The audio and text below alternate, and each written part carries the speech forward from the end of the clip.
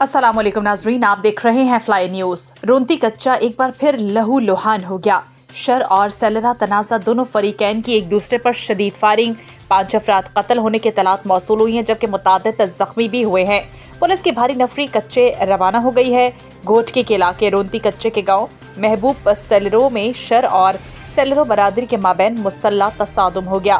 Police के मुताबिक firing के नतीजे में 5 अफराद जाँ बहक और 5 जख्मी हो गए। शर बरादरी के मुसल्ला अफराद ने गांव महबूब सेलरों पर हमला किया और सेलरो बरादरी के अफराद भी जवाबी फायरिंग करते रहे। मकतूलीन में अली गोहर, धोंदू, सोबो सेलरो, इब्राहिम सेलरो इन समेत दीगर शामिल।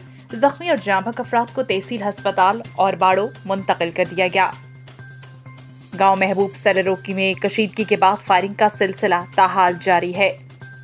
पुलिस की भारी नफरी कच्चे की जानिब रवाना हो गई है।